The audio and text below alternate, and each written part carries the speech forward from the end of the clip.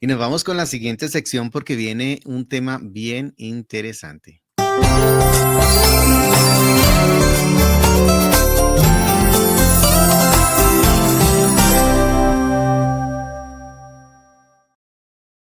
Bueno, como la paracha siempre es el diario, es la profecía, siempre nos va anunciando las cosas que han de venir.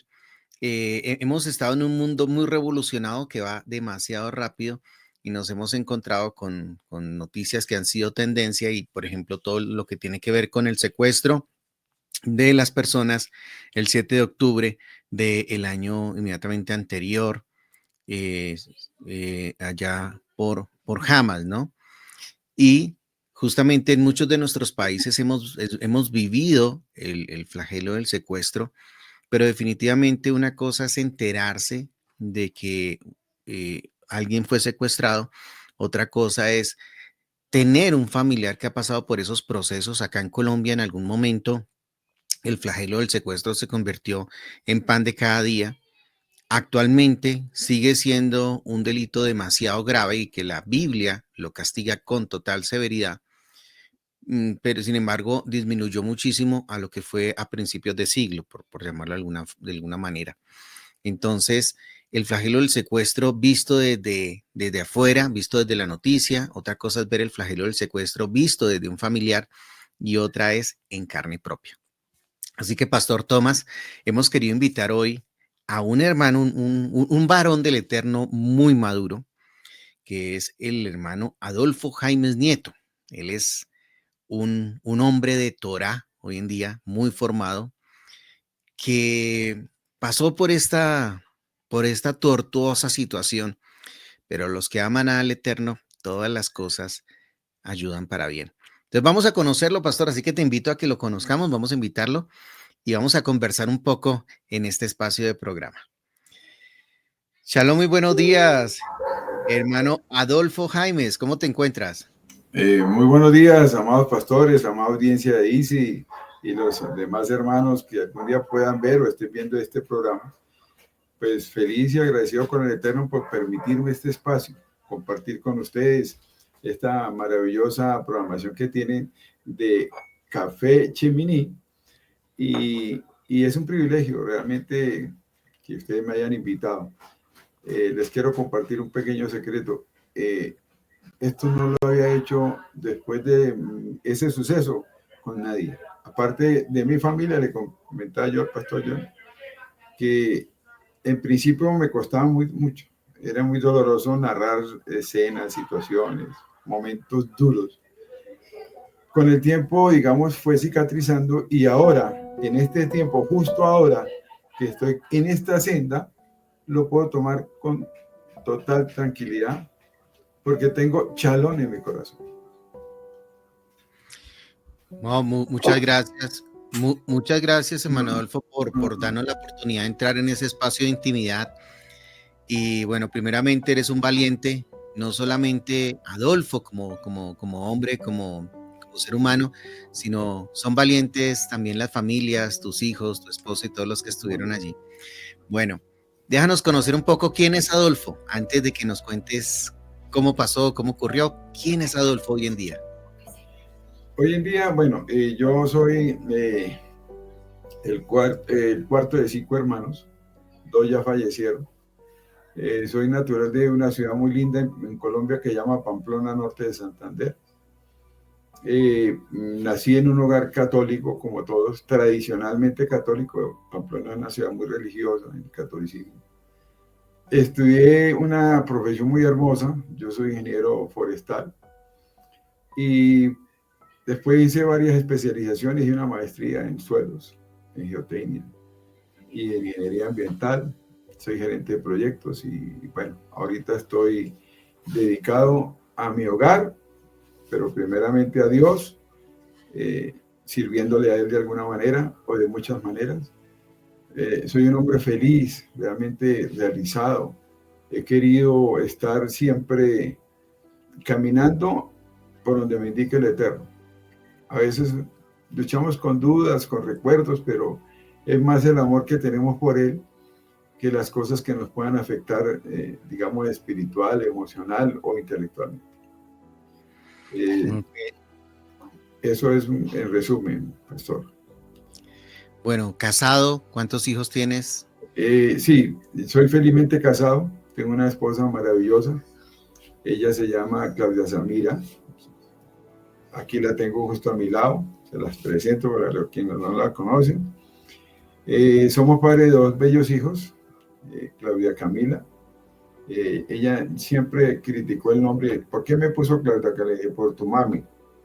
Entonces ella no le gusta a Claudia, pero a mí me encanta. Y otro hijo que es el menor, Adolfo José, que ella le puso el nombre, mi esposa, a él sí le gusta el nombre. Tenemos una nieta hermosísima para nosotros, Antonia, es hija de Camila. Y ese es nuestro cuadro familiar íntimo, llamémoslo así. Mis hijos viven en el exterior, antes de la pandemia viajaron por cuestiones de estudios y trabajo. Mi hijo menor vive en Canadá, en Calgary, y mi hija vive en Connecticut, Estados Unidos. Entonces, nosotros vivimos aquí en un pueblito muy lindo, anexo al área metropolitana de Bucaramanga, que se llama Piedecuesta, Santander. Felices y agradecidos con el Eterno por esta puesta en marcha que nos puso acá. Hermano Adolfo, ¿cuándo ocurre tu secuestro o cómo transcurre esa situación que tuviste que pasar? Bueno, pastor, usted dijo una fecha anteriormente, por los años finales de los 80, comienzos de los 90, hubo una ola de terror en Colombia impresionante. Secuestraban por muchas razones, por cuestiones políticas, extorsivas, por sanciones, por provocaciones al Estado. Habían grupos armados a la margen de la ley como los hay ahora y siguen habiéndolos. El que me secuestró a mí sigue alzado en armas.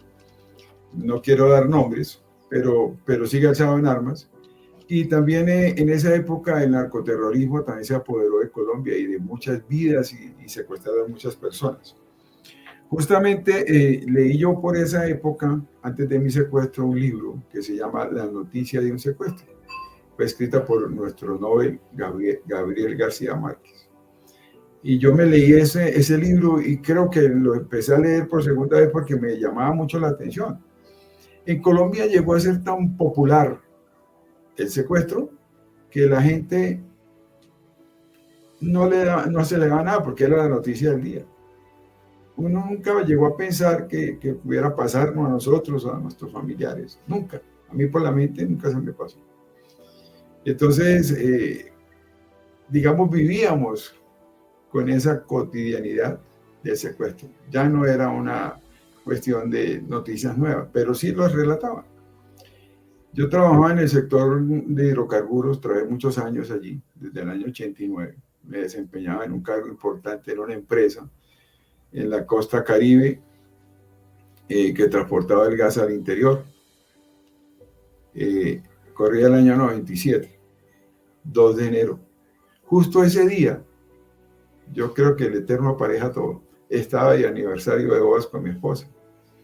Teníamos a Camila de 5 años y a Junior de 3 años. Están muy pequeñitos. Y nosotros pasamos el año nuevo en esa época en la costa. Vine a traer a mi esposa a Ocaña y de regreso, el 2 de enero, el día de mi aniversario, a las 12 del día de 1997, 2 de enero de 1997, al mediodía había un retén por una de las carreteras que va hacia Riohacha, otra va hacia Santa Marta, en un sitio que se llama San Roque, ahí se abren las dos vías. Los que conocen el sector de la costa saben a qué me refiero. Hay una Y. La carretera que va hacia Valledupar y hacia Riohacha es marginal a la cordillera, mejor, a la Sierra Nevada, a las estribaciones de la serranía del Perijá. Todo esto la recorre uno por la parte baja de esa serranía. Hay muchos pueblos seguidos, muchísimos pueblos. Tajagua, Ibirico, Curumaní, Pailitas, bueno, ya ni me acuerdo tantos nombres. Y en un punto entre La Jagua y Ibirico y Palmitos, me acuerdo mucho, había un retén, parecía del ejército. Habían unos camiones parqueados ahí adelante, yo me estacioné haciendo la cola y había un letrero que decía, pare, retén militar. En esa época nosotros sabíamos que estaba la famosa pesca milagrosa, entre comillas. Eran secuestros expresos que hacía la guerrilla. Cuando me tocó el turno y me vieron, yo conducía con guantes porque tenía largas jornadas de conducción por mi trabajo, y con gafas, porque es normal aquí manejar con gafas oscuras debido al sol y todo esto. Tenía ayudas de radioteléfono, tenía Viper, tenía celular y claro, ellos entraron no en pánico, ellos nunca manejaron pánico.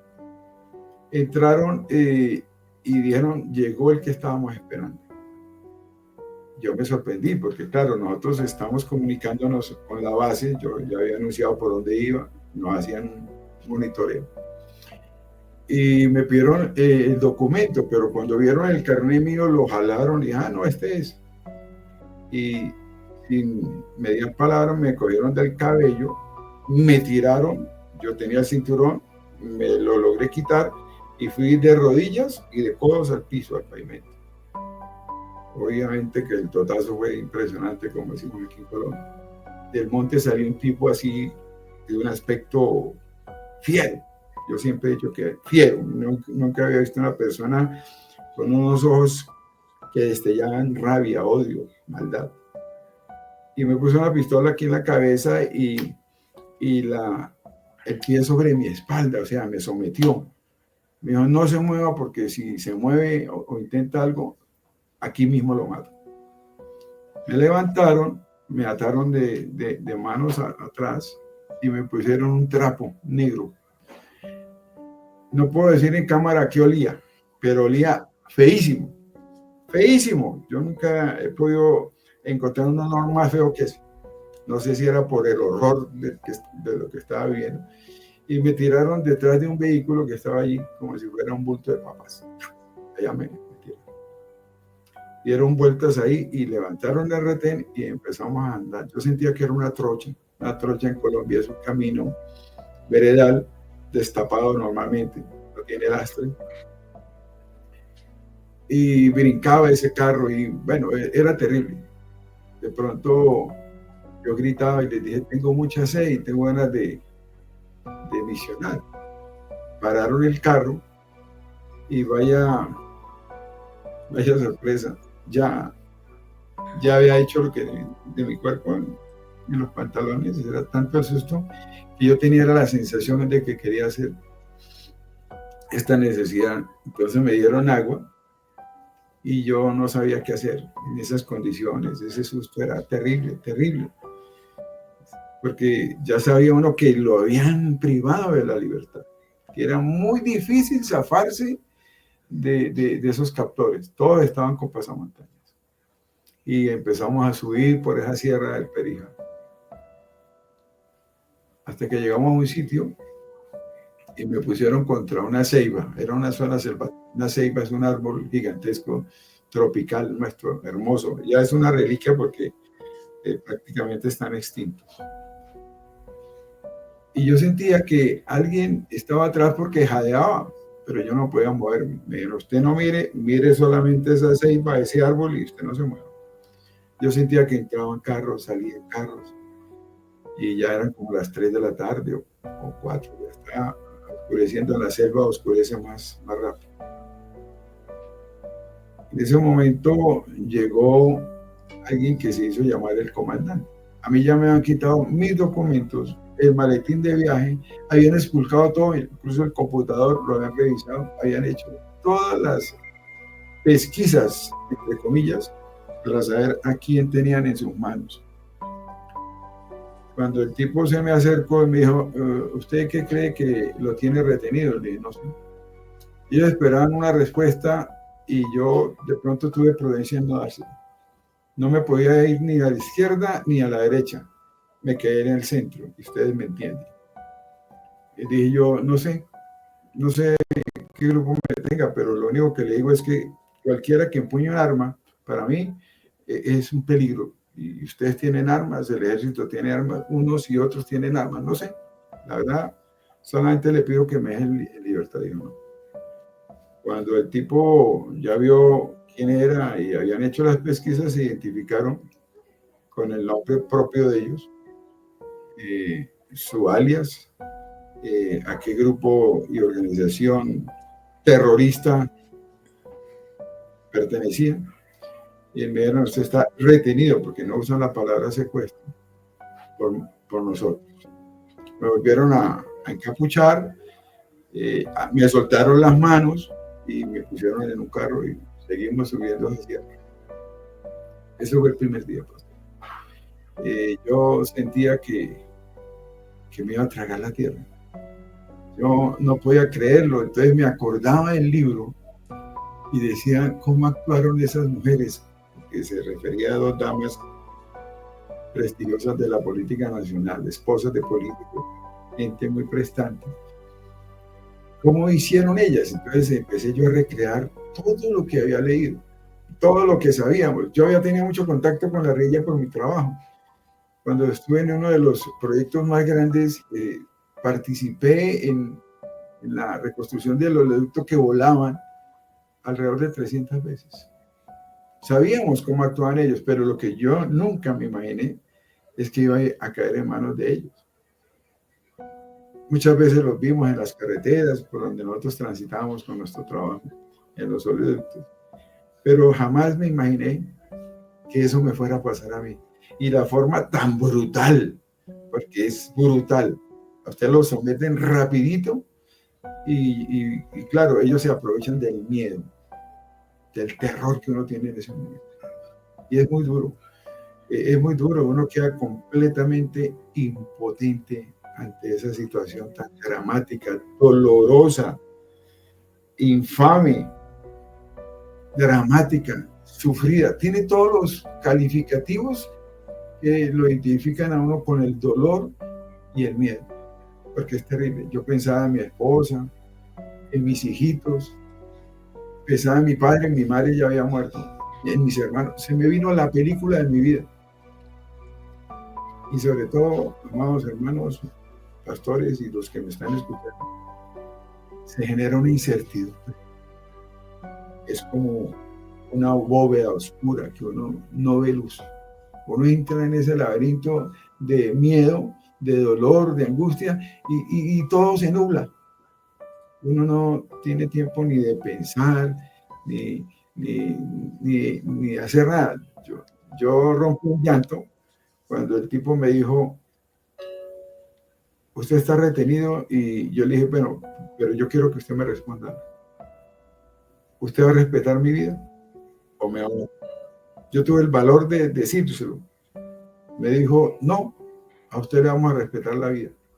Yo le dije, bueno, ¿y qué me garantiza que usted no me va a respetar? Entonces me dio la mano. Y esa mano era fría, húmeda, huesuda. Y me la dio así, me la puso así. Y yo dije, bueno, tocará creer en la mano del guerrillero o en su palabra. Y eso fue el único aval que yo tuve. Pero yo en ese momento me acordé de todos los Padres Nuestros que no había rezado, de todas las Ave Marías que no había rezado, de todos los momentos que mi esposa, que ya había llegado al segundo nivel, al cristianismo, y me acordaba cuando ella me invitaba a los grupos, me invitaba a su congregación. Yo me acordé de todo eso, decía, bueno, ahora lo único que tengo es que usted me ayude, le decía yo. Y rezaba el Padre Nuestro todo el tiempo. Ese fue el primer día.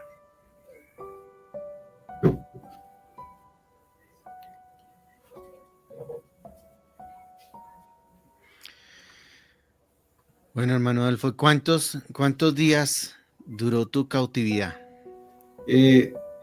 Doloroso 123 días, pastor. ¿Cómo se vive cada día en esa situación? ¿O cómo se sobrevive? Porque pastor, cuando usted me entrevistó para dar esta charla, yo me acuerdo que le propuse un nombre. arrastrando caemos.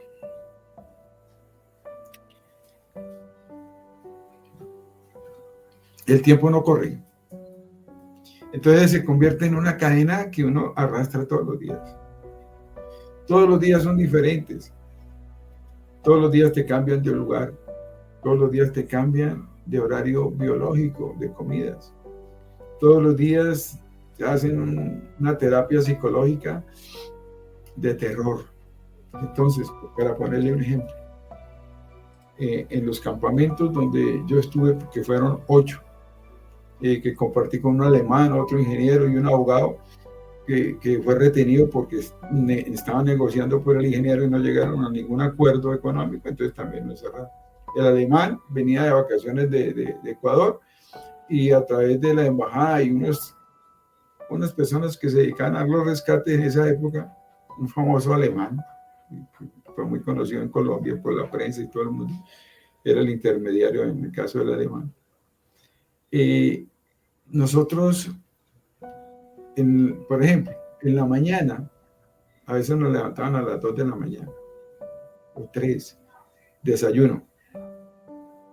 A las 7, máximo 8 de la mañana, almuerzo.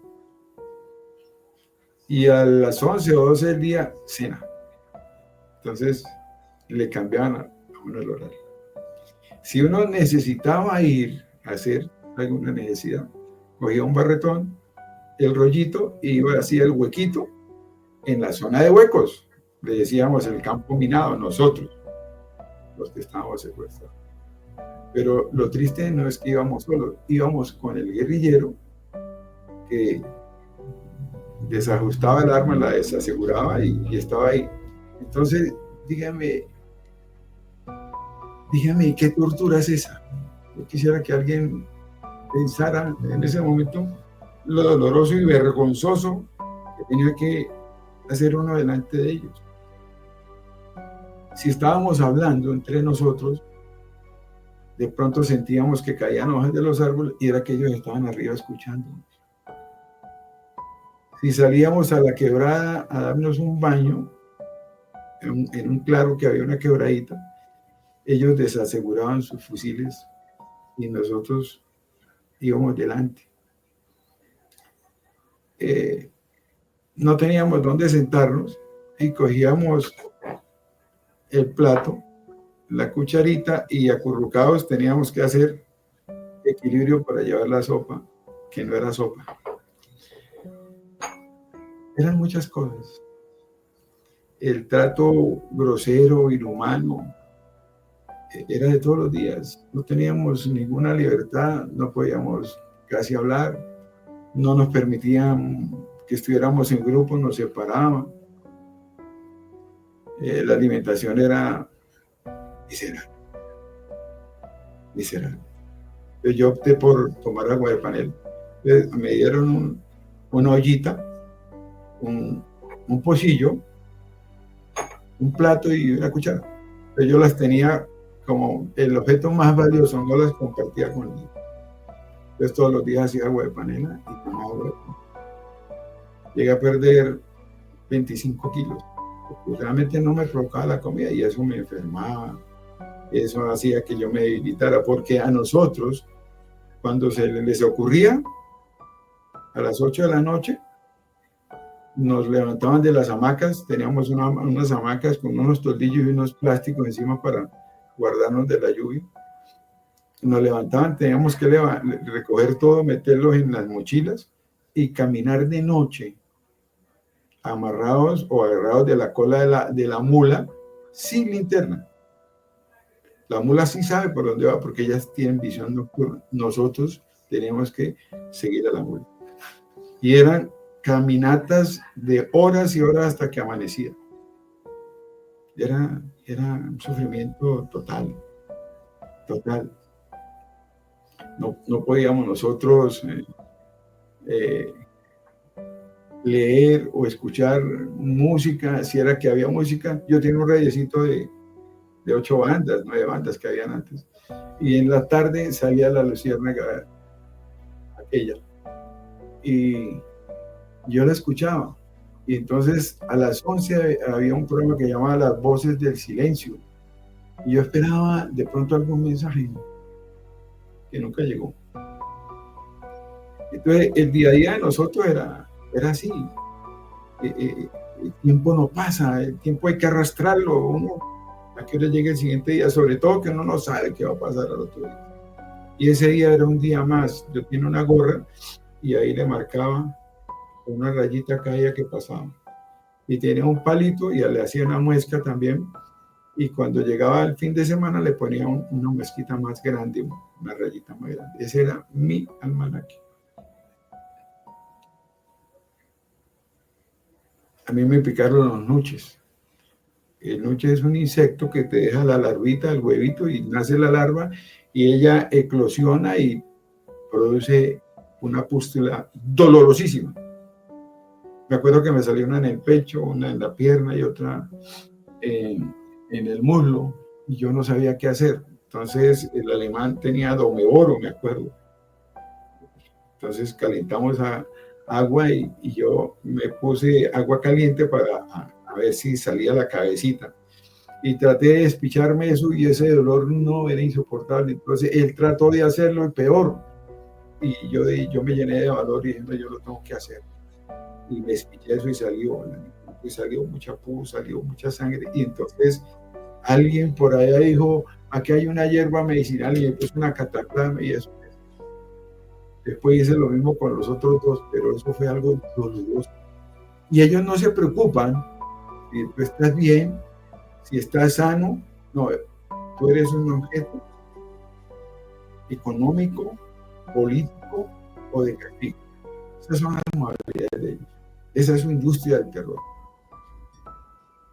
Me dijo el guerrillero, ¿usted es bueno para caminar? Le dije, sí, yo soy bueno para caminar. Me dijo, vamos a hacer una travesía de 8 horas. Me iban a cambiar de un lugar a otro. Entonces llegaron 2 mulas. Y llegaron 2 muchachos de ellos, bien formados, con cananas. Yo no sé cómo se llama, donde llevan todo el armamento. Unos chalecos con granadas, cuchillos, pañoletas. Parecen unos Rambos. Y uno iba atrás y uno adelante y yo en la mula. Esa mula, cuando oscureció, llegamos a un sitio y templaron las hamacas y yo le dije, este es el sitio donde me van a traer. Dijo, no, más adelantico. Entonces, nosotros en el día caminábamos ese día, pero esa noche dormimos. Y al otro día, todo el día estuvimos en las hamacas.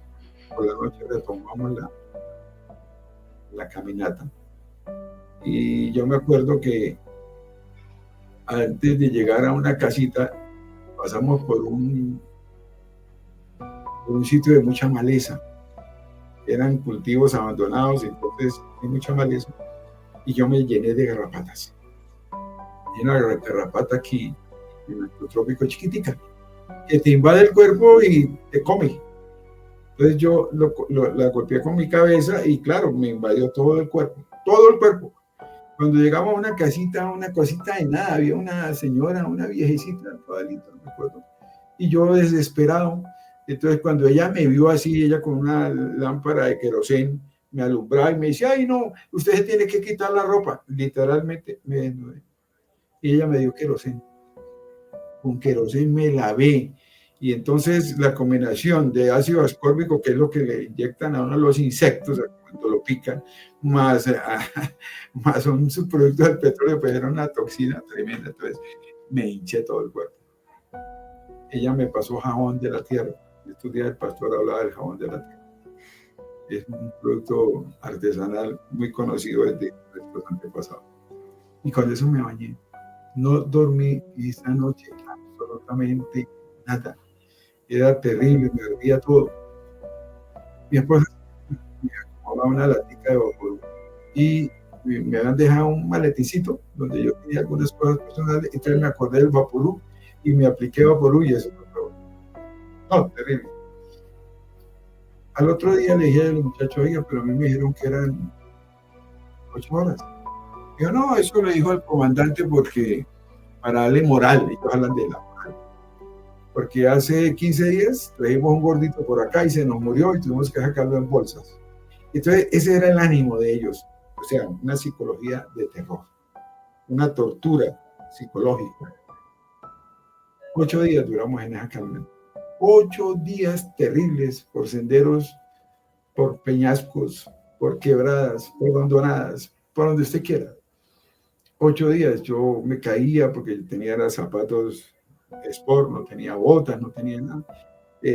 Se me partieron las uñas, una se me arrancó, las rodillas laceradas, la ropa estaba completamente rota de las caídas, no me había podido cambiar. 8 días duré en esa situación tan dolorosa. Llegamos a un sitio que ellos lo llamaban Corazones. Era un sitio donde tenían algunos de ellos en castigo y hacían cultivos y tenían un poco de cultivos de pan coger. Y ahí pude descansar 2 días. Me bañé, me dieron buena comida y al otro día retomamos el sitio.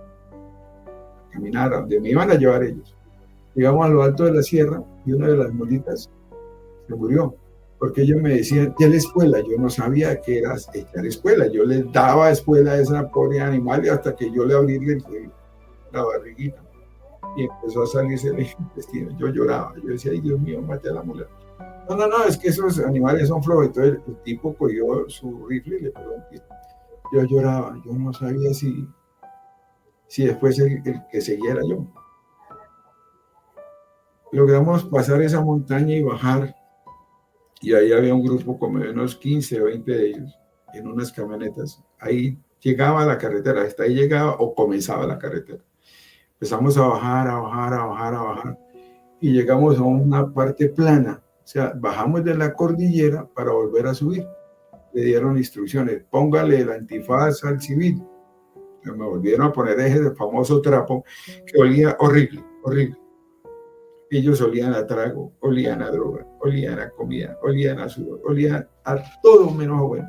Entonces yo sentado en medio de esas fusiles y yo sentía ese aroma de muerte, atrás llena de guerrilleros, aquí adelante los que me acompañaban, otra camioneta adelante abriendo paso. No. Ese día me metieron en un rancho de lata, fue lo que, la narrativa que hizo mi hermano. Ahora les digo por qué mi hermano. Y el rancho de lata era una casa de aluminio, láminas de metal. Era calientísimo, eso era un horno y la temperatura en ese sector era muy alta. Ahí me metieron todo un día. Hasta cuando llegó la noche empezamos a subir y yo veía desde lo alto todos los pueblos que conocía. Pailitas, Curumaní, en fin. Y llegamos allá. Y yo llegué sin el pasamontañas y así. Entonces el jefe, yo le vi la cara. Póngale una cobija que no quiero que me mire. Bueno, ese día ese tipo se enfureció y la emprendió contra mí. Me llevaron a un corral viejo que había ahí en ese lugar. Y me llevaron pescado salado con yuca. Esa fue mi dieta durante todo el tiempo que estuve. Yo no lo comía mucho, pero cuando comía era yuca con pescado salado. Y esa noche me clavé en la espina. Yo desgarraba, yo estaba desesperado, ya estaba botando sangre y nadie hacía nada por mí. Y yo lloraba, por favor, ayúdenme, nadie. Porque uno de los muchachos que estuvo en ese puesto, Dios me trajo yuca, dijo, coma, haga un buen bocado y trague. En el sexto o séptimo intento ya tenía mucha yuca en el estómago, pero yo insistía. Y por fin se zafó, se enredó y pude tragar la espina. Duré como unos 10 días afónico, no podía casi hablar. Nadie me auxilió médicamente, ¿no? Y ahí duré en ese sitio unos días hasta que me pusieron en una quebrada, me tendían la hamaca y yo por ahí leí. Y ahí viene que leí el Nuevo Testamento. un librito de los eones de Dios que mi esposa me echaba en la maleta, me ponía ahí. Ella con la esperanza de que yo llegara a los pies de Yeshua en esa época, Jesús, como lo conocíamos. Yo lo leía, incluso lo marqué. Yo soy bueno para pintar, escribí los nombres de mis hijos, de ella, pinté corazoncitos y lo leía. Yo creo que lo leí unas 15 veces completo, Salmos, Proverbios y todo el Bihacha, Nuevo Testamento. Hermano, no se me quedó nada, porque yo lo tenía era como una terapia para que pudiera arrastrar ese tiempo, arrastrar esa cadena. Y me acuerdo que estábamos frente a esa quebrada, digo estábamos porque yo sentía que alguien me acompañaba. Y yo pensaba que era el recuerdo de mis hijos, de mi esposa, de mi familia, de mis amigos, qué sé yo. Empezaron a llegar guerrilleros de todas partes. Era un pozo bonito, una quebradita muy bonita, y ellos llegaban y se quitaban los morrales, la ropa y se metían hombres y mujeres. Como Dios los trajo al mundo, y estoy yo mirando el espectáculo, Dios mío, sáqueme de aquí. Entonces vino el comandante con su pasamontaña, por favor, sáqueme de acá. Esto para mí es doloroso. No lo están haciendo por la necesidad de bañar, sino es una provocación. Por favor, sáquenme. Entonces me llevaron a lo alto de la montaña y ahí me recreaba yo viendo el vuelo de los chullitos, de los pajaritos. Bueno, me recreaba ahí. Claro, siempre tenía un guardia que me acompañaba. En las noches tenía que dormir en medio de una maraña de hamacas en esa casa donde estaba, en medio de toda esa guerrilla. ¿Quién duerme así? Nadie. Como fue llegando tanta gente, había un becerrito, un heral por ahí de 2 años, que se lo compraron al dueño de la finca. Y bueno, hoy vamos a tener asado. Pero ahí no había ningún matarife, como decimos en Colombia, alguien que pudiera matar ese animalito como corresponde. Y eso le metían unas estocadas y yo miraba desde ese alto donde estaba. Y ese pobre animal lloraba. Y yo también lloraba. Y como no lo pudieron matar, pues el comandante cogió ese fusil y le dijo la respuesta animal. Amados hermanos que me...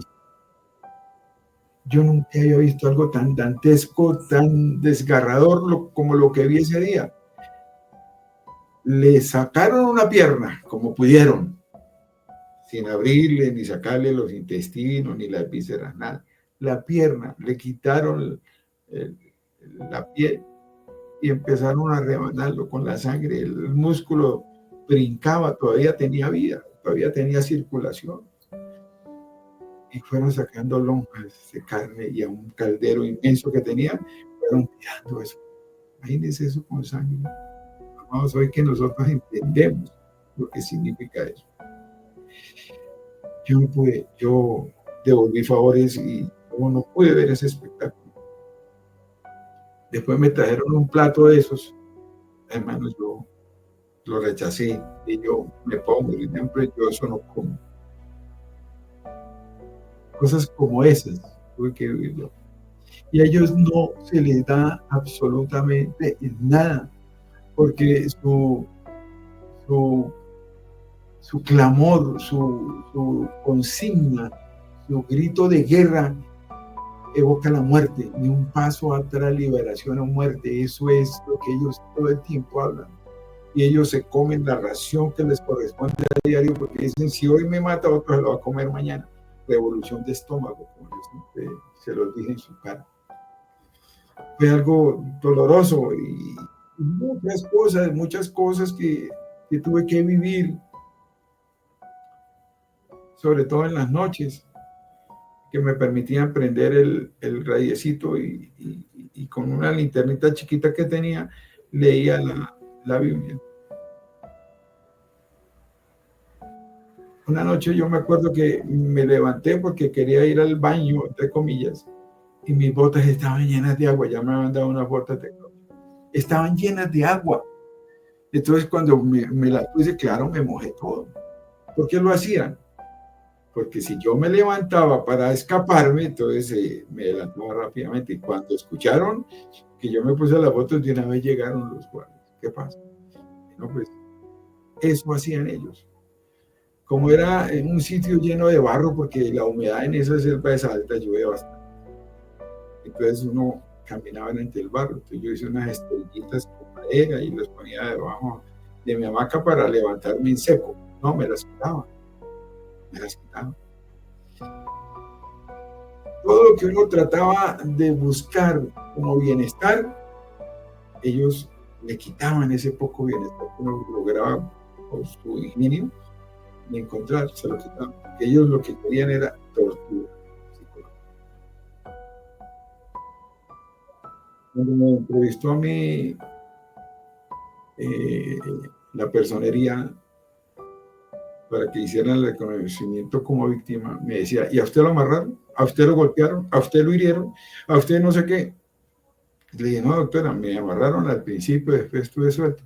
Ah, no, entonces a usted no lo torturaron. Le dije, perdón. Nadie puede contar esto si no lo ha vivido, doctora. Yo lo viví. Usted no sabe lo doloroso es que le quiten a uno una hora de vida, de libertad, de sueños, de esperanza, de familia, de trabajo. Usted no sabe lo que es vivir un secuestro. Pensando uno en su esposa, en sus hijos, y ellas pensando si uno está vivo o está muerto. ¿Sabe lo que es eso?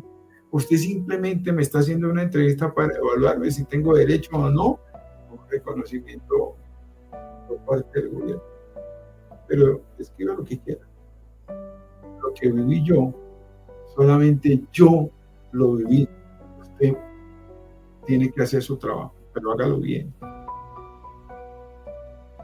Yo hacía cartas, le decían, haga una carta, y yo le escribía a mi esposa, cartas. Nunca llegaron, era parte de la terapia. Era parte de la terapia. De la empresa no sabía nada, no había noticias, pasó un mes y yo en cero, no sabía nada. Pero recuerdo mucho que a uno de los muchachos que me secuestró, yo le dije, oiga, ¿usted sale de pronto al pueblo? Me dijo, sí, yo salgo. Le dije, mire, le doy este número y llame a mi esposa. Yo tenía 20,000 pesos en mi cartera, era lo único que tenía y se los di. Llámela y cuéntele.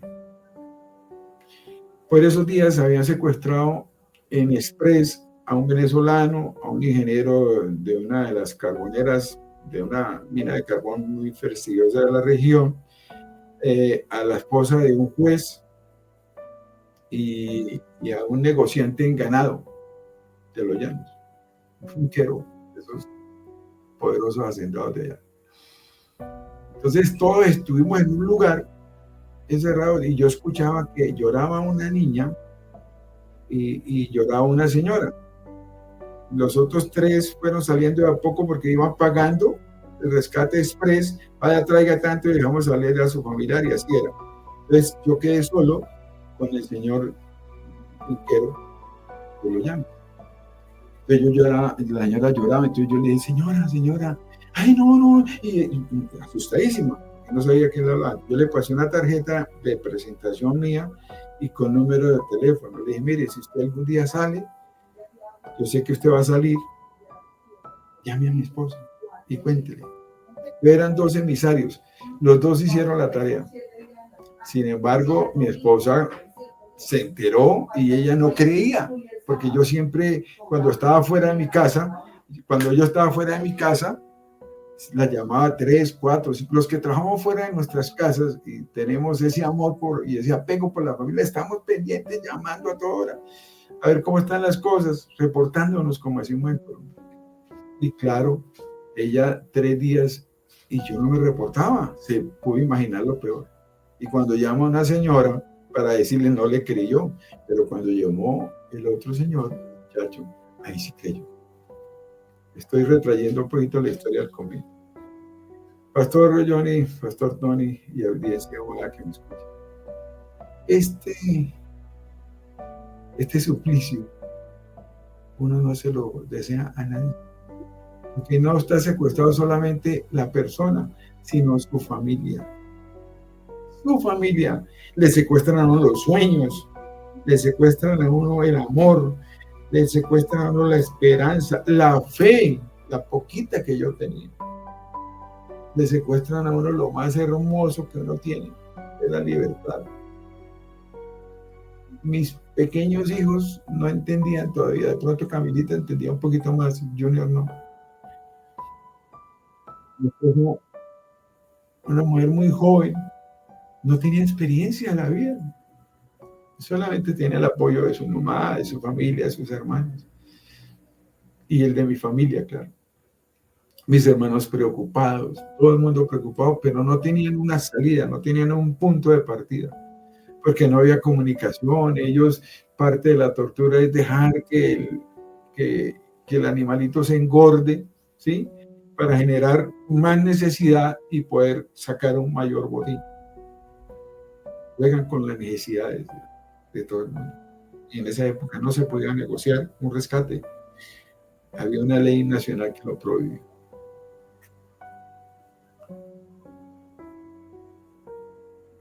Uno de los secuestrados una noche me dijo: hermano, me voy, ya negociaron. Y yo vi que llegaron 4 mulas, y uy, somos 4, y de pronto conmigo también. Dijo: no, solamente la doctora. Y les tomaron una foto instantánea como prueba de supervivencia. Y a las 2, 3 horas llamaron por radio y se los llevaron, eran como las 11 de la noche. Yo quedé muy triste porque eran compañeros y nosotros, el sitio donde estábamos, le decíamos, le pusimos Villa Tristeza. Entonces ahí cogió más nombre esa villa porque, claro, quedamos más tristes del alemán, que no hablaban casi nada de español, y yo que ni idea del alemán. Quedamos los dos y nos mirábamos. Ambos llorábamos. Él era un profesor de historia y economía allá en una prestigiosa institución en Ecuador, en un colegio alemán. Entonces yo le hice señas y como pude le hice una propuesta. Se llamaba Kunch. Le dije: Kunch, cuando yo esté llorando, usted me consuela. Oh, sí, sí. Y cuando usted esté llorando, yo lo consuelo. Pero no lloremos al mismo tiempo. Y me dijo, y eso no funcionó. Hablábamos a señas, él aprendió algunas palabras, yo aprendí algunas palabras, hicimos un gimnasio. En medio de ese campamento hicimos un 8. Por en medio de las carpas, un 8 como de más o menos 100 metros de longitud. Y caminábamos 50 vueltas en un sentido y nos devolvíamos 50. Entonces eran 5 por 8, eran 4 o 5 kilómetros que caminábamos diarios. Conseguíamos palos que tuvieran horquetas cerca y colocábamos una traviesa, entonces teníamos como hacer gimnasia. Y yo dejé de afeitarme. Entonces llegó el comandante y me dijo: ¿usted por qué no se afeita? Y así como usted no quiere que yo le mire su rostro, porque dice que después lo puedo delatar si me lo llego a encontrar en la ciudad, a mí quiero que me recuerde con barba, no como estaba sin barba. Entonces me dijo: ¿usted quiere jugar conmigo? Le dije: no, me parece que es justo. A los pocos días, en la montaña, me dijo: se tiene que afeitar. Yo le voy a pensar. Yo llegué a comprenderlos tanto que dije yo soy inteligente, tengo alguna formación, conozco de supervivencia, yo voy a tratar de que no me sometan más. Y monté una escuela. ¿Cómo así, hermano? Sí, monté una escuela. Un día les dije: ¿cuántos saben leer aquí? Ninguno, solamente el comandante que se llamaba el Águila, ese era su alias, que tenía un niño de 1 año y que se arrastraba y con un palito hacía ¡pah! Ya desde chiquito lo estaban, no tenía registro civil. Él era el único que sabía leer y escribir, más o menos, los otros no. Entonces trajeron una carpa azul, me acuerdo, y le tienen tiza, y tenían tiza, vamos, de colores. Entonces yo empecé a darles clases de ecología básica, el ciclo del agua, el ciclo del oxígeno, la supervivencia, la ecología, que es la armonía de los seres vivos con el medio ambiente. Entonces yo les decía, yo sé por qué ustedes cuidan tanto el bosque, cuando no lo talan para sembrar aquello. No, porque le dije, porque es una guarida natural. Ustedes conviven con esa guarida natural. Hacen parte del ecosistema. Entonces yo daba clases, pero yo no escribía nada, yo todo era con dibujitos, para que ellos entendieran. Y en otro momento ellos daban clases de socialismo y comunismo. Entonces se le separaba a este hombre a leer, muy mal leído, algunos principios del comunismo, de Marx y todo eso. Y algún día le dije yo, comandante, ¿usted me permite que yo haga la enseñanza hoy? De comunismo y socialismo. Y yo, claro. Entonces le quité la cátedra. Entonces fui moviéndome hasta que, en vez de que ellos me sometieran, yo los estaba haciendo. Pero el dolor iba por dentro, porque no tenía fecha de salida, no sabía cuándo caducaba ese suplicio, pero yo tenía que arrastrar esa cadena, ocupar mi pensamiento, ocupar mis emociones. No podía decidir por mí, pero mi tiempo sí era importante. Y empecé a manejarlo y ya no lo arrastraba, no lo arrastraba. A los 2 meses empezaron las negociaciones. Mi hermano fue la persona elegida, porque ellos me dieron, la empresa dice que ellos no hacen ninguna negociación, que tiene que ser un familiar. Pensé en mi esposa y dije, no puede, ella no está en condiciones de hacerlo. Mi padre, un hombre anciano. Mi hermana Miriam acaba de perder a su esposo, viuda, y mi hermana Estela vivía en el extranjero. Solamente me queda mi hermano, profesor universitario de una prestigiosa universidad, hoy ocupa un alto ejecutivo allá. Físico, matemático, historiador, doctor en matemáticas, un hombre muy preparado. Y es un hombre sereno, de cabeza fría. Entonces me pidieron que hiciera una carta. Yo escribí una carta, pero una carta que su esposa reconozca que es usted. Vamos a decir esto es anécdota. Alguna vez, en esos momentos de recreación con la esposa, le dije, oye, mi amor, usted tiene muchas pecas, yo se las voy a contar. Ella tiene pecas en su carita. Entonces me puse a hacerle circulitos y iba contando por campos hasta que llegué a la cifra de 272 pecas. Eso lo sabía ella y lo sabía yo, eso era algo de nosotros. Entonces en la carta yo escribí, para que mi esposa sí reconociera que yo era el que me enviaba la carta, bueno, mi letra también la iba a delatar, 272. Entonces dijo, el gordo está vivo, porque ella me dice así, el gordo está vivo. Y mi hermano Orlando fue la persona elegida por mí. Y lo contactaron. Lo contactó primero la empresa. Le dieron las recomendaciones y a él lo contactó esta gente, no sé cómo. Cuando él llegó al sitio de la cita para empezar las conversaciones, lo recogieron en un carro rural y lo llevaron y llegaron a un sitio, pasamontañas, ese hombre allá solo, en medio de la nada, empezó la negociación. 7 veces tuvo que subir mi hermano allá, 7 suplicios. Él también vivió momentos muy dramáticos. Hasta que por fin se llegó a un acuerdo. Y nunca supe, porque jamás le pedí a mi hermano muy especialmente, le dije, por el amor que usted me tiene, no me diga cuánto valió mi vida. No quiero saber.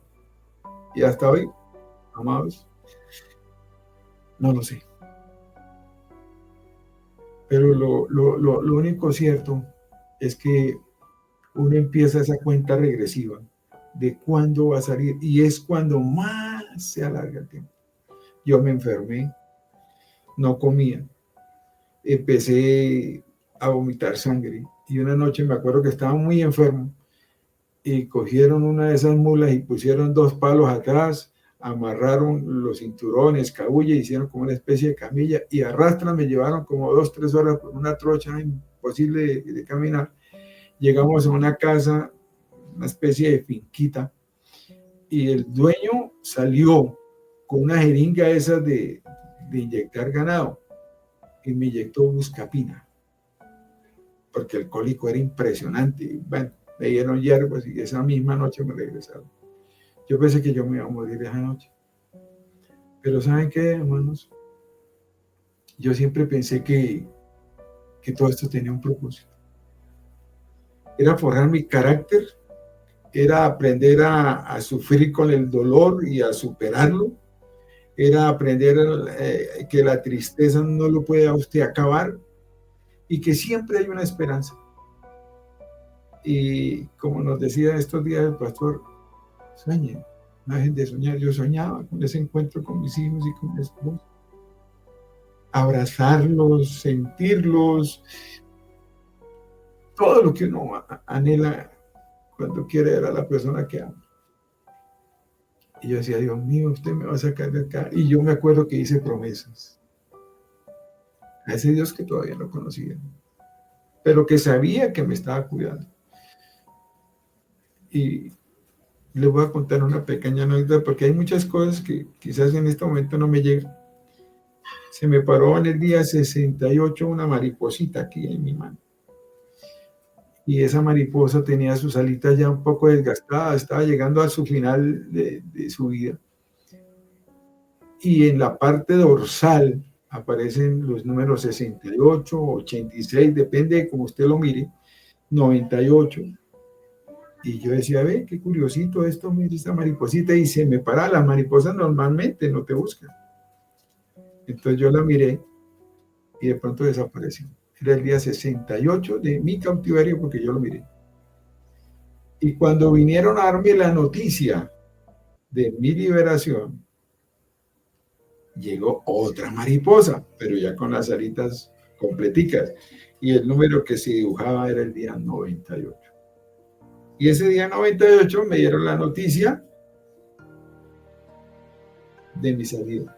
Pero no fue ese día, me dieron la noticia. Porque yo llevaba mi cuenta. Acuérdense que yo les conté que tenía un palito y una gorrita donde anotaba. Ese día yo caí de rodillas y le daba gracias a Dios. Pero me quedaban todavía largos 25 días en que yo tenía que cuidar. Yo decía, Dios mío, yo tengo que cuidarme, yo tengo que salir de aquí bien. Flaco, muy delgado. Pero yo tenía mucha fuerza en mi corazón y en mi mente. Decía yo, ese amor que yo tengo por mi familia, por mi vida, me va a hacer salir de acá. Yo no puedo quedarme acá, yo no puedo morir acá. Mi esposa, mis hijos me necesitan. Y yo sé que esto me ha pasado por algo. Por algo. Amados hermanos, mi esposa ha llegado al cristianismo. Ella lloró 5 años orando por mí. Yo, como les digo, pertenecía a una cultura religiosa de la cual no era creyente ni practicante. Crecí allí. Mi cultura era el trabajo, el dinero, la vida buena. Yo tenía muy bien a mis hijos, a mi esposa, no les faltaba nada. Pero la parte espiritual mía era un desastre. Era un desastre. Bueno, esos días de espera para salir, tuve un momento de mucha dificultad porque me tuvieron que mover como en 3 campamentos porque habían combates cerca y yo tenía mucho temor de que me fuera a pasar algo porque uno escuchaba los estruendos, escuchaba todo y yo, Dios mío, Señor, ¿qué hacemos? Y en una noche de esas hubo una ráfaga ahí en el sitio donde estábamos, yo me tiré al piso y dije, uy, Dios mío, ¿qué iba a pasar? No, cesó el fuego, cesó toda la bulla y cuando vino el comandante, ¿quién hizo los disparos? Pues había sido uno de los muchachos que me custodiaban que quería matar a un animal de monte. Pues ese muchacho casi lo paga. No sé qué pasó con él, nunca lo volví a ver. Porque él no podía hacer eso delante de un civil. Eso fue uno de los sustos más tremendos, porque vi el fuego de noche. Eso se ve. Eso, las balas salen y eso se ve. Las ráfagas se ven. Bueno, empezamos el regreso a nuestra libertad. A nuestra libertad. Subiendo, bajando montañas. El alemán me ha dejado un suéter. Me dijo, cuando llegues allá, tú eres mi único amigo, ponte suéter en clima frío. Entonces yo me lo puse y yo le había dado a él una carta. Y yo, si tú sales primero, tú le haces llegar esta carta a mi esposa, a mi hermano en Bogotá, y si yo salgo primero, yo se la llevo a la embajada. Y en eso quedamos. Y esa carta, amados hermanos, fue la que prácticamente no obligó, convenció a la empresa de que llegara a una negociación a través de mi hermano. Cuando yo les narré en esa carta, yo las tengo. Aquí yo tengo en mis saberes un manual. Estoy haciendo un libro. Bueno, ya mi hija quería editarlo, hice una narrativa muy personal, muy familiar, y ya que escribirlo. Pero aquí yo ya tengo bastantes cosas, evidencias de las cartas de ellos, de las cartas de la empresa. Todo era en papel blanco, ellos sí mandaban con sello de agua. Todo lo que corresponde a mi secuestro. Y el día que salimos, faltaban como unos 3 o 4 días, me acuerdo que llegó una mula y traía 2 bultos, uno con papa, yuca, bueno, y en la otra bolsa venían 2 pavos, 2 piscos que llamamos nosotros acá. Y esa tarde mejor, ellos despedazaron eso, lo porcionaron y en cada pavo sacaron 52, miren el número, 52 presas. Y pusieron en una olla esas presas y iban a hacer un sancocho, ¿no? Y dije, ¿por qué no me dejan preparar a mí? Porque yo tuve muchas oportunidades, tuve la oportunidad de cocinar. Cuando habían cositas, yo les dije, déjeme, yo preparo ese pavo. No sabía ni cómo hacerlo. Entonces les pedí, tienen aliños, tienen comino, tienen pimienta, tienen ajo, y eso de esos maletines, esos sacaban uno del otro, sal, salió de todo, salió un buen adobo, y alguien tiene cerveza, entonces sí, salieron 2 cervezas. Entonces hicimos la salsa, la sal, y dejamos marinando ese pavo, pero ellos lo amarraron a un árbol colgando, porque por la noche podía llegar cualquier animal y comerse el pavito. Al otro día hicimos ese pavo guisado. Y le cuento que ese pavo tiene nombre. Pisco a la guerrillera. Así lo llamé yo. Algún día después lo preparé en un día de recreo por ahí en la costa con unos familiares. Comimos. Hacía rato no comía algo tan rico. Y empezamos a salir. Llegamos a un punto en que había una emisora de esas que ellos tienen, de banda corta, donde ellos transmiten y hacen toda esa apología a la guerra. Me entrevistaron. Entonces me dijeron, ¿cómo fue el trato? Le dije, ¿quiere que le dé una respuesta? Sí, pero no me van a devolver. No, infernal. Ustedes no, el único que los puede perdonar es Dios. Yo ya lo hice, porque si no lo hago públicamente a lo mejor me devuelve, pero ustedes son infernales.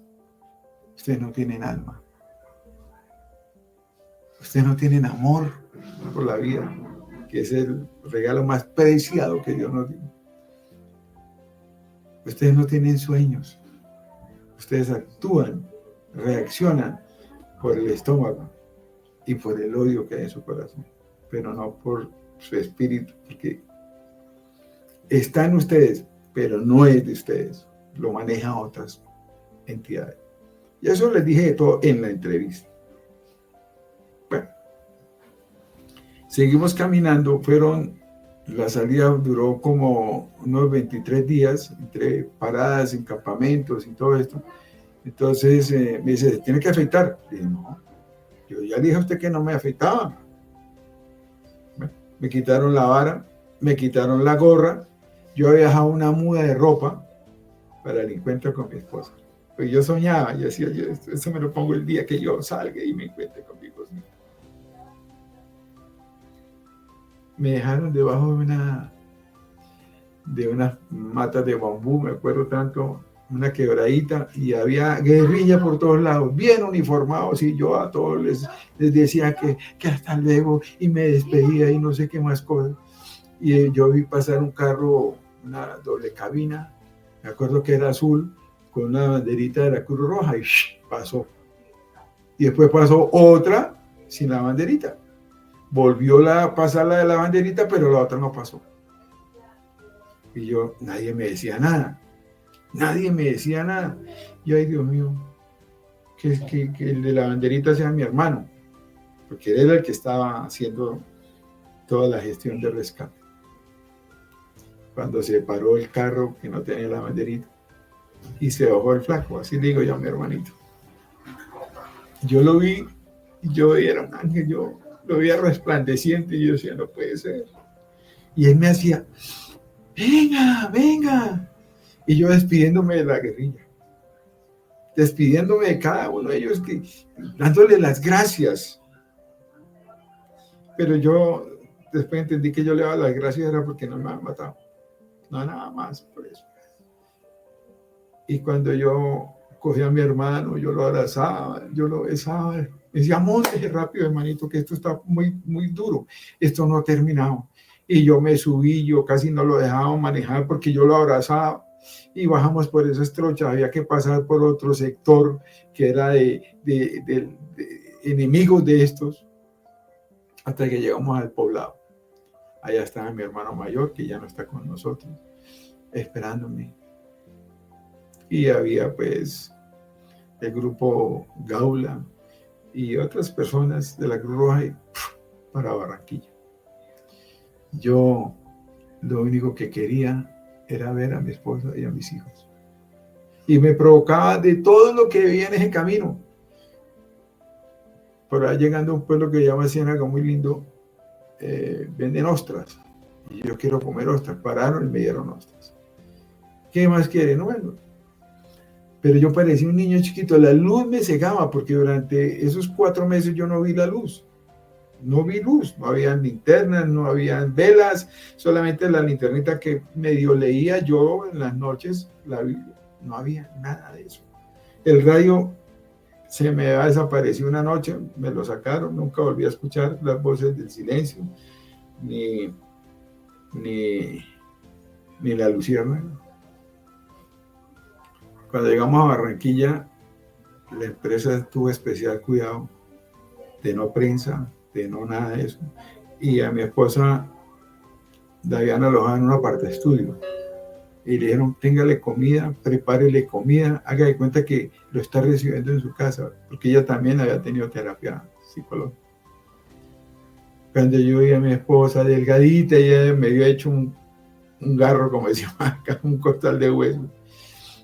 Lo primero que pidió es que me cortaran el cabello, que me afeitaran, que me trajeran ropa. El emisario me trajo 3 tallas más, porque había perdido eso. Y claro, cuando me pidió esa ropa, me pareció un bobito. Esa noche nos reunimos con mis hermanos en un lindo restaurante, un hotel muy bonito que la empresa había destinado para ese encuentro.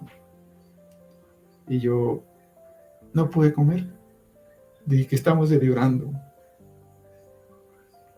Yo no puedo celebrar esto.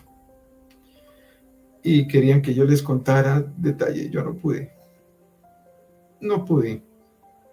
Mi esposa me rescató. Me dijo, por favor, esto es muy duro para ella. Para él y para mí, dejémoslo tranquilo. Y nos fuimos al apartamento que nos habían alquilado. Esa misma noche llegaron médicos, psicólogos, llegó un juez, toda la parte protocolaria médica y jurídica que se hace en ese caso, y social también, psicológica. La empresa muy prestante, una gran empresa, me prestó todo ese apoyo. A mi esposa nunca le faltó el salario, nada, pasajes, lo que ella necesitara para moverse, se lo daban. 3 días en eso y yo le dije, por favor, yo lo que quiero es irme a ver a mis hijos. Me pusieron en un avión, llegué aquí a Bucaramanga, mis chiquitos estaban felices y esa noche me acuerdo que apagaron la luz del conjunto y aparecieron velas por todas partes y había una serenata de música cristiana muy linda y todos los vecinos vinieron a saludar. Un pergamino de bienvenida y era mucha revolución para mí, era muy fuerte el impacto y no tuve cómo soportar eso. En la noche yo me despertaba amarrado, me soñaba que mis hijos estaban conmigo allá. Eso fue como 8 días. Lo logré superar. Miré a los psicólogos y con el tiempo me fui recuperando. Entonces me dijo la psicóloga, no, aquí la solución suya la tiene en su casa, sus hijos y su esposa y ese amor que hay en su familia. Esa fue la terapia. Nunca di un testimonio religioso ni espiritual porque realmente tuve una vivencia dolorosa. Pero hoy entiendo que era una preparación dura para lo que estoy viviendo ahora. Ahora entiendo cuáles son los propósitos de Dios en nuestras vidas. No es que suframos, es que aprendamos. Aprendamos a confiar en Él, a esperar en Él, a honrarlo. Y mi vida cambió totalmente sin haberme convertido al cristianismo.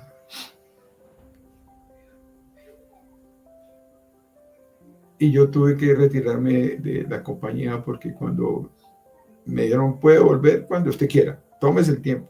Yo me tomé un mes y al mes yo le dije a mi esposa, yo creo que yo estoy para volver al trabajo. Y cuando llegué allá, pensé que me iban a reubicar.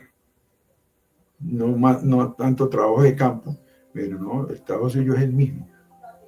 Es el mismo. No lo podemos, ese es su cargo. Usted lo hace muy bien, tiene un cargo importante. Entonces dije, déjeme yo hago una llamada. Marqué a mi casa y me contestó mi hijo Junior, Adolfo José. Y me dijo, papito, ¿no te han secuestrado todavía? O sea, el niño tenía en su mente que si yo me iba, lo iban a... Esa fue la señal. Le dije al gerente, al presidente de la compañía, le dije, no puedo aceptar. Le agradezco mucho, pero voy a renunciar. Y le dije mi motivo. Me atendieron muy bien en liquidación y todo eso. Ellos me dejaron la puerta abierta. Fue un trato humano, realmente. Y me vine a mi casa otra vez. Obviamente sin trabajo. Pero había dejado muchos amigos en el camino y uno de ellos se me ocurrió llamarlo. Me dijo, uy, yo lo estoy necesitando, ingeniero, para que me ayude allá con las bombas compresoras porque no me llega el gas, molestando. Le dije, no, pues si le puedo servir, aquí estoy. Me dijo, ¿por qué? Le dije, no, porque ya no estoy con la empresa. Me dijo, ¿cómo así? ¿Por qué? Entonces le comenté. Cuando le dije eso, me dijo, no, eso para mí es muy duro, muy doloroso, un hombre muy humano. Puede venirse mañana para Bogotá, ahí le pongo un pasaje y lo espero aquí a las 9 de la mañana. Y a esa hora llegué. Y me hizo una entrevista, dije, hábleme del sector petrolero, sobre todo de las emergencias y el mantenimiento de los oleoductos, por lo menos 2 horas, ¿no? Eran las 5 de la tarde y no parábamos.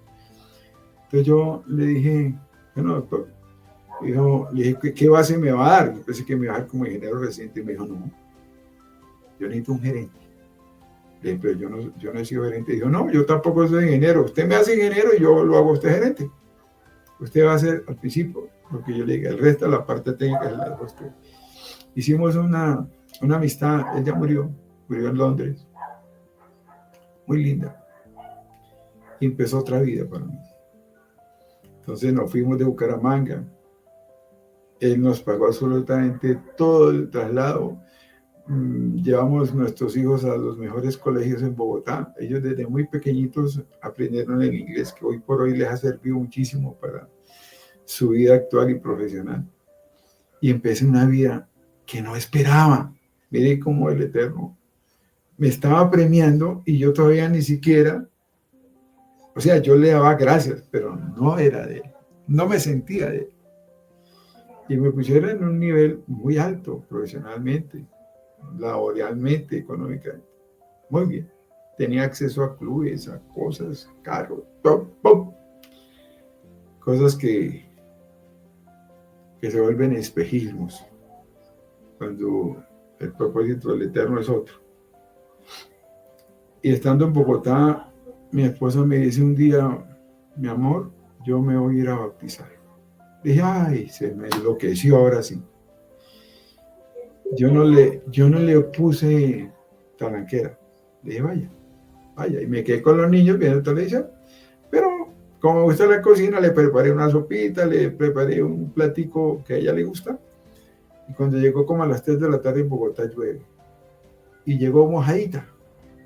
Pero yo la vi tan resplandeciente. Para mí ella es muy bonita. Pero yo esa la vi más bonita. Y yo me acuerdo que le pasé ropa, se cambió y la metí entre las cobijas con los niños y fui y le traje la sopita y la consentí. A los 8 días le dije, mi amor, lléveme a la iglesia donde usted se congrega. Y ahí empezó un ciclo de vida bonito, hasta cuando llegó el día 21, al año 21, 2020, que nosotros llegamos a un punto muerto porque vino esa pandemia y nos desbarató todos los planes que teníamos, todos. A nosotros fuimos uno de esos damnificados. Mis hijos se habían ido al exterior. Había que mantenerlos porque iban en plan de estudio. Y nosotros sentimos esa hecatombe en nuestras vidas. Venía de hace muchos años de un sufrimiento. El Eterno me dio muchas oportunidades de trabajos con empresas prestigiosas aquí en Colombia y en el exterior. Yo viajé mucho por Sudamérica, Centroamérica. Estuve en muchos congresos, participé en muchas jornadas de ingeniería. En fin, tuve éxito profesional a lo largo de muchos años de mi vida. Pero llegó ese momento en que venía una segunda parte muy dura, que me tocó el bolsillo, la parte económica, y yo creo que a muchas personas nos tocó. Pero para mí lo más importante fue cuando nosotros nos preguntamos con mi esposa, mi amor, pero aquí yo no encuentro respuestas, todo eso, sí, emociones y promesas y esto y lo otro, y yo ya no le encuentro sentido. Y era por Zoom y no sentíamos. Y ella, me acuerdo que se encerraba en un cuartico de la casa que teníamos en Bogotá a orar. Yo la escuchaba clamar. Y yo, sin embargo, me conectaba por Zoom con nuestra congregación, pero yo sentía que no era lo mismo, que era lo mismo de lo mismo. Y una hermano de esa congregación maravillosa, porque no tengo más recuerdos, sino que la parte espiritual ya no estábamos, no teníamos muchos vacíos, me mandó la paracha de la semana. Me acuerdo que estábamos en Éxodo.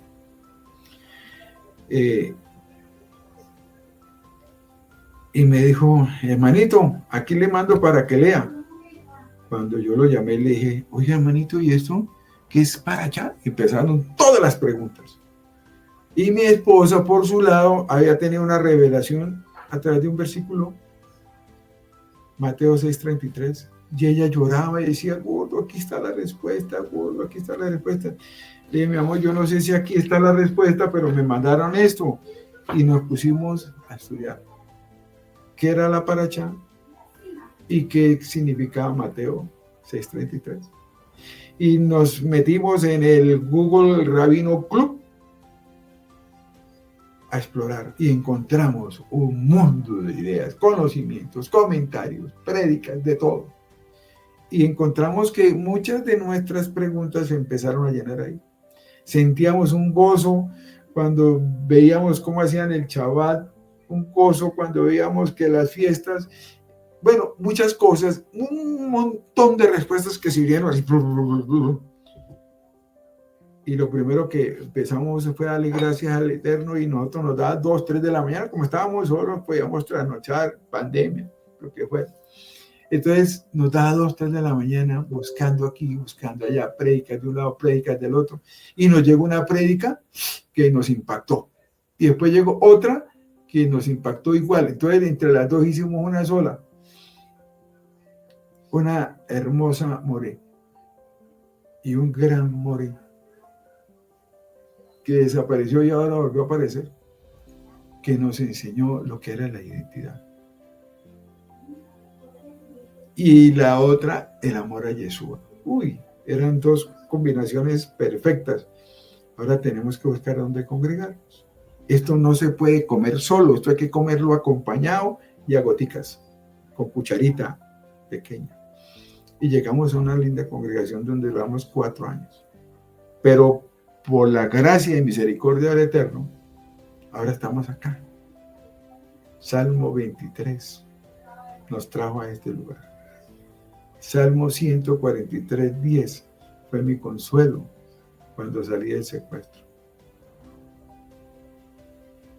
No se lo voy a leer porque quiero que ustedes miren por qué me impactó el Salmo 143:10. Porque yo lo leía allá y ahora entiendo por qué lo leía allá y por qué ahora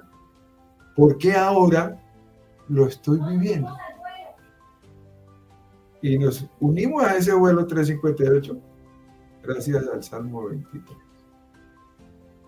Pastor, hay muchas cosas, Pastor Tomás, Pastor Johnny, muchas cosas que se quedan en el tintero, que quedan ahí en el recuerdo.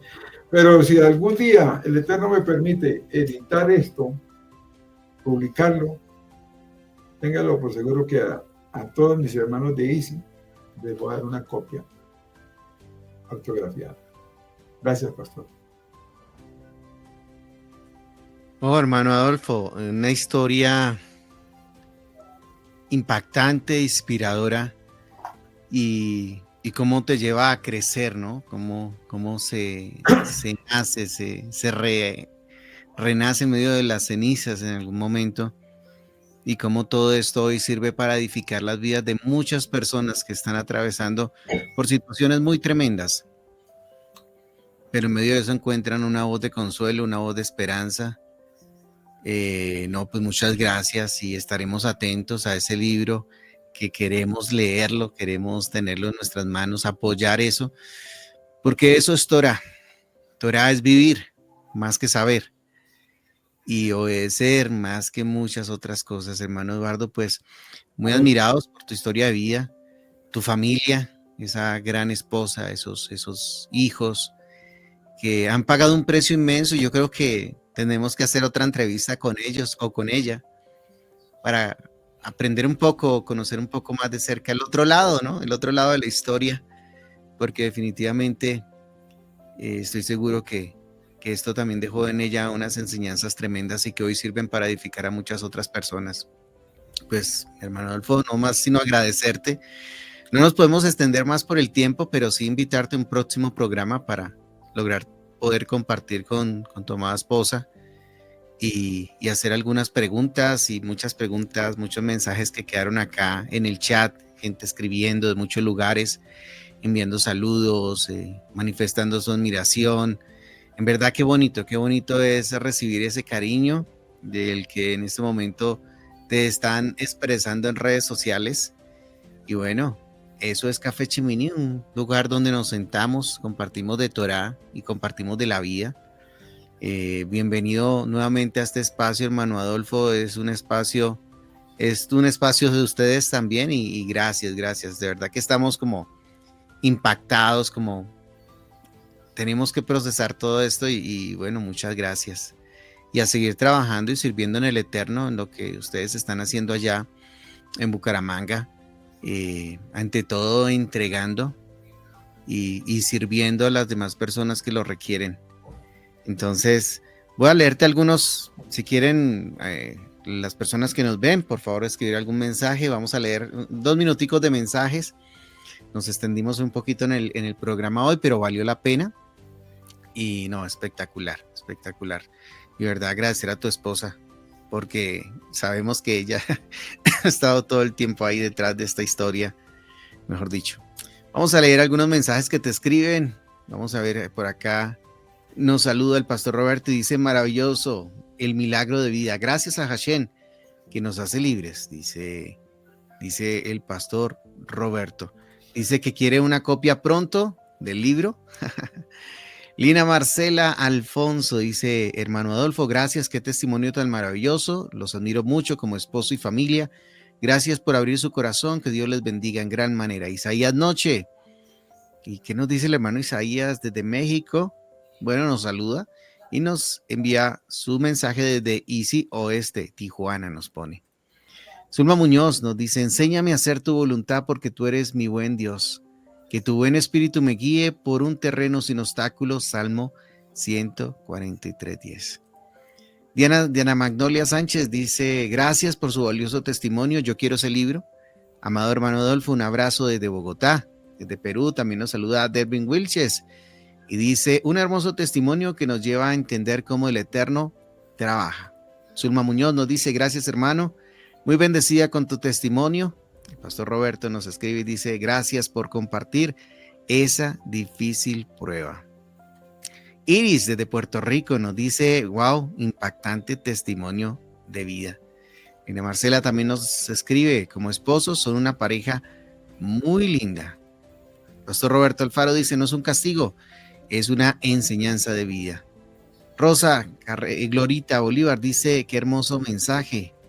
Marta de Olarte dice: excelente testimonio, muy conmovedor, ejemplo para nuestras vidas y poder acercarnos cada día más al Eterno.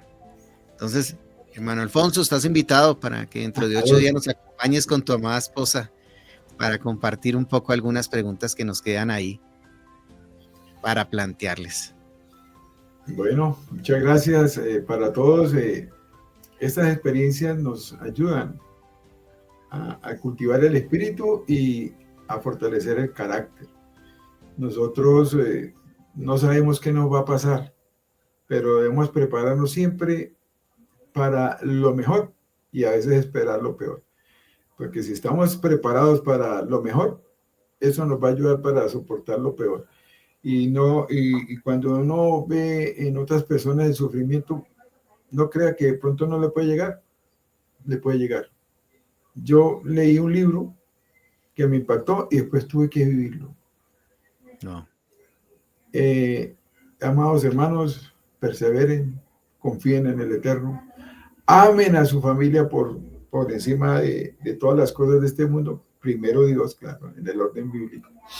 Pero su familia es muy importante. Ese fue el motor que a mí me animó a estar y permanecer vivo, porque yo le pedía mucho al Dios que no le servía y que quería conocer, que me dejara salir vivo para disfrutar de mi familia. Son 34 años de feliz matrimonio con mi pecosita y la verdad que yo no tengo sino palabras de agradecimiento. Este pasaje de mi vida doloroso me sirvió para conocer el verdadero amor.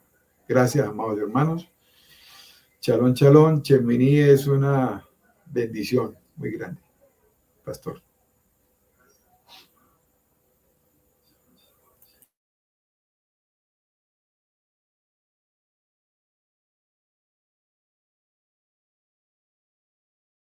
Pastor, no se le escucha. Ay, gracias, hermano. Hermano Adolfo, estaba acá con el micrófono cerrado. No, pues dentro de 8 días no nos perdamos, nuevamente, los invitamos a ver Café Cheminí. Recuerden, una tacita de café o mate, y que el Eterno les bendiga, y los invitamos a estar atentos a la programación que tenemos muy especial. Arrancamos nueva parashá, arrancamos nuevo ciclo de lectura de la Torá, parashá número 18.